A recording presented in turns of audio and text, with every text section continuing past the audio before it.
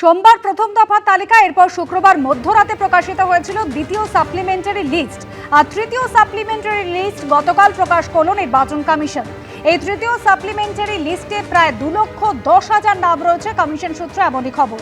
এবার থেকে প্রতিদিন বেরোবে সাপ্লিমেন্টারি তালিকা। প্রতিদিন সাপ্লিমেন্টারি লিস্ট প্রকাশে হাইকোর্টের অনুমতি চায় কমিশন। শুক্রবার দ্বিতীয় সাপ্লিমেন্টারি তালিকা প্রকাশ করেছিল নির্বাচন কমিশন, যাতে নাম ছিল 12 লক্ষ ভোটারের। প্রথম এবং দ্বিতীয় দফার তালিকা মিলিয়ে নাম 22 লক্ষ ভোটারের।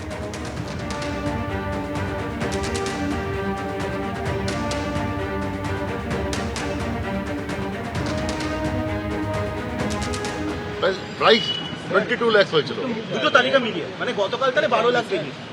এটা শুনলাম আমি এক্সাক্ট দেখিনি। আমি বিবেচনাধীন থাকা তৃণমূল কংগ্রেসের 11 জন প্রার্থীর মধ্যে তালিকায় নাম উঠল 3 জনের। এখনো ঝুরে রয়েছেন 8 জন। ভোটার তালিকা থেকে বাদ পড়েছেন প্রাক্তন সাংসদ এবং এসইউসি নেতা তরুণ মণ্ডল। এই নিয়ে তুঙ্গে উঠেছে রাজনৈতিক চর্চা। ছিলেন বিবেচনাধীন, দ্বিতীয় সাপ্লিমেন্টারি তালিকায় হলেন বৈধ।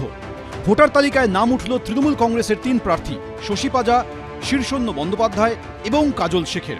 28শে ফেব্রুয়ারি প্রকাশিত হয় সংশোধিত ভোটার তালিকা।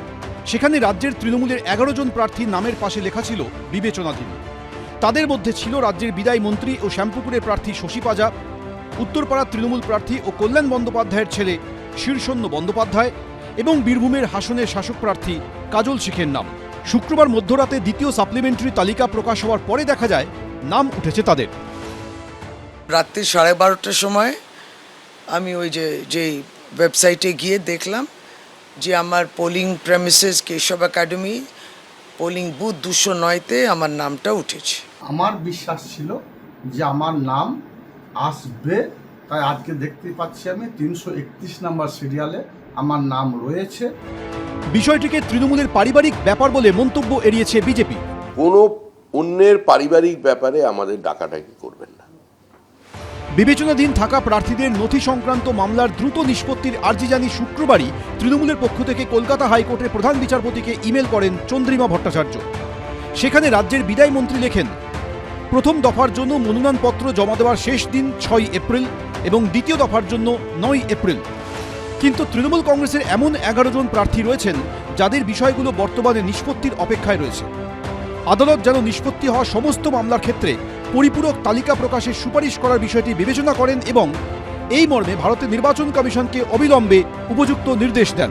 এরপর দ্বিতীয় সাপ্লিমেন্টারি তালিকা প্রকাশ পেলে দেখা যায় ওই 11 জনের মধ্যে 3 প্রার্থীর নাম বিবেচনাধীনের বাইরে, অর্থাৎ এখনও বিবেচনাধীন তৃণমূলের 8 জন প্রার্থী।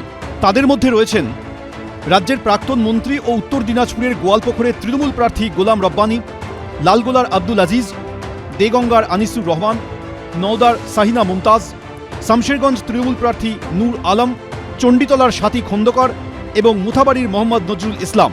অন্যদিকে ভোটার তালিকা থেকে বাদ পড়েছেন প্রাক্তন সাংসদ এবং এসইউসি নেতা তরুণ মণ্ডলের নাম। দক্ষিণ হাওড়া বিধানসভা কেন্দ্রের 279 পার্ট নম্বরে তার নাম ছিল, তিনিও বিবেচনাধীন ছিলেন। কৃষ্ণেন্দু অধিকারী, সুদীপ্ত আচার্য, সুদীপ চক্রবর্তী, এবিপি আনন্দ। এবিপি আনন্দ, এগিয়ে থাকে, এগিয়ে রাখে।